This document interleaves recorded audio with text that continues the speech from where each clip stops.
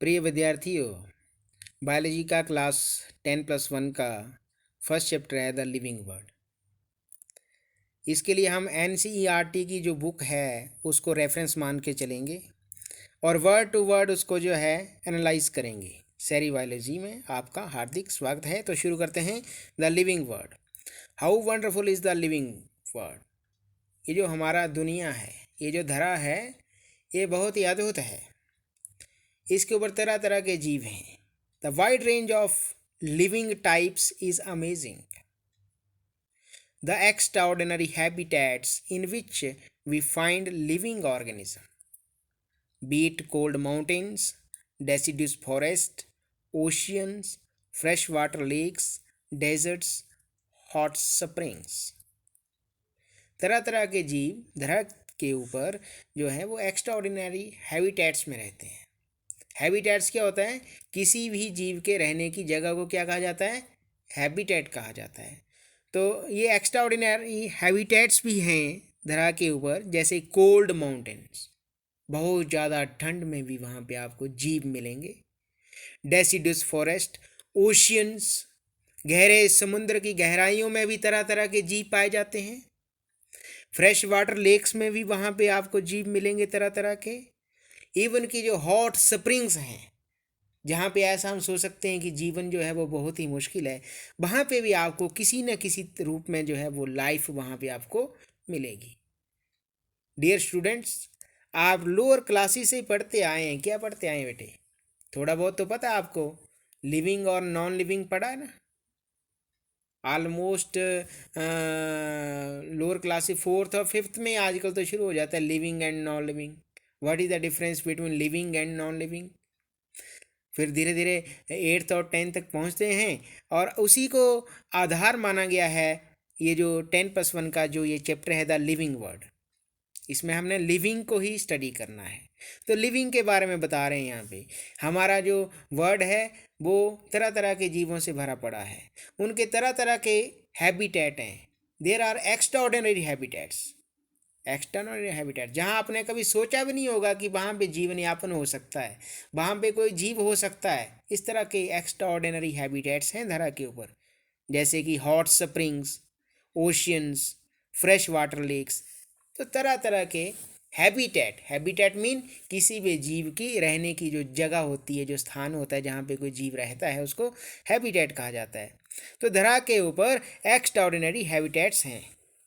The beauty of a galloping horse, migrating birds, belly of flowers, or attacking shark evokes away and a deep sense of wonder।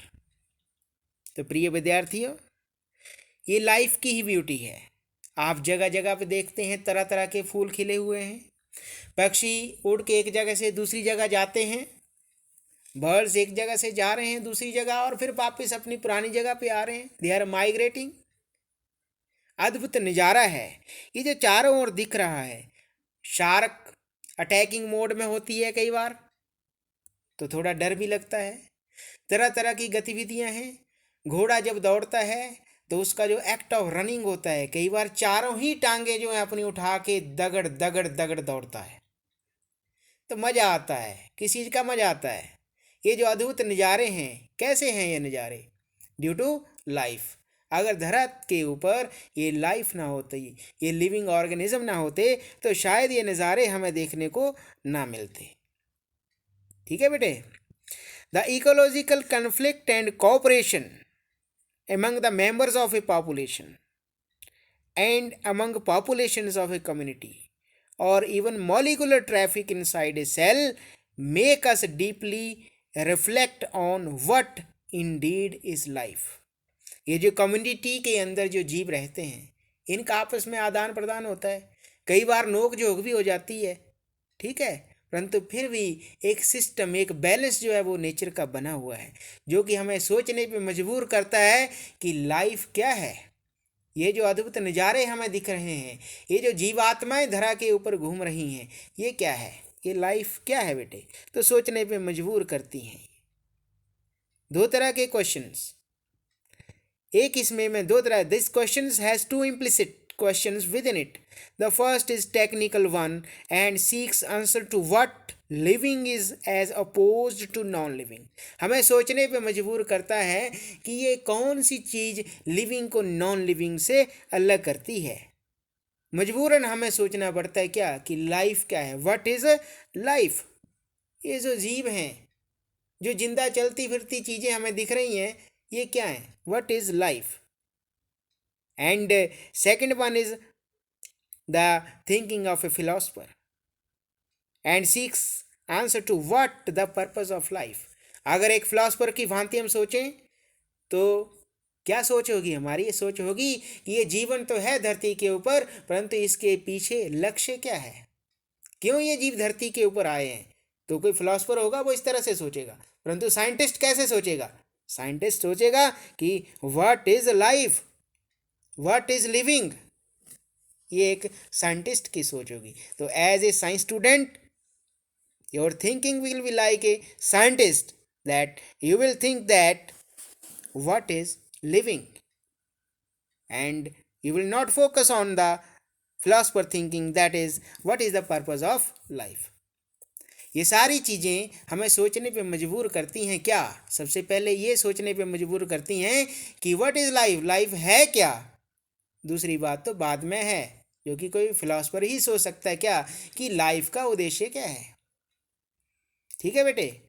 तो ये जो chapter है हमारा, जैसे इसका नाम ही बता रहा है द लिविंग वर्ड, इसके बारे में हमने इसमें जो है वो डिटेल में वर्ड टू वर्ड हम एनसीईआरटी को फॉलो करेंगे और वर्ड टू वर्ड इसको क्या करेंगे, एनालाइज करेंगे. ये जो वर्ड टू वर्ड इसमें लिखा है एनसीईआरटी की बुक में, द लिविंग वर्ड जो चैप्टर है +1 का बायोलॉजी का, इसमें जो वर्ड टू वर्ड लिखा है वो क्यों लिखा है, उसके पीछे लिखने का उद्देश्य क्या है. तो उसको एनालाइज करेंगे और सोचेंगे, समझेंगे और आगे बढ़ेंगे. The next topic, what is living. When we try to define living we conventionally look for distinctive characters.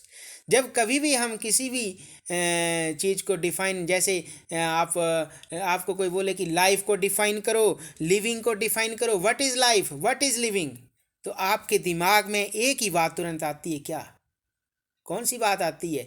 वही बात जो लिविंग को नॉन लिविंग से क्या करती है, अलग करती है. That is the distinctive characters. कुछ एक गुण होते हैं, कुछ एक कैरेक्टरिस्टिक्स होती हैं जो सिर्फ लिविंग ऑर्गेनिज्म ही के अंदर ही आपको मिलेंगी. जैसे कि ग्रोथ, कोई भी लिविंग ऑर्गेनिज्म है जिसके अंदर लाइफ है उसकी क्या होगी, ग्रोथ होगी. रिप्रोडक्शन होगा. ये जो ग्रोथ है, रिप्रोडक्शन है, ability to sense the environment, growth होती है ना बेटे. ग्रोथ समझते हैं आप क्या होता है. बारी बारी से हम समझेंगे कि ग्रोथ क्या है. नेक्स्ट टॉपिक हमारे ये होंगे growth, what is growth, reproduction से क्या मायने हैं, ability to sense the environment. आपको पता है ग्रोथ वर्ड आपने सुना है. कोई भी लिविंग ऑर्गेनिज्म है, कोई भी जिंदा चीज़ है, उसकी क्या होती है, निरंतर ग्रोथ होती है, लगातार ग्रोथ शो करता है. वो रिप्रोडक्शन करता है. रिप्रोडक्शन क्या होता है, अपनी ही तरह के जीव जो है उनको पैदा करने का एक प्रोसेस है रिप्रोडक्शन, आप डिटेल में पढ़ेंगे.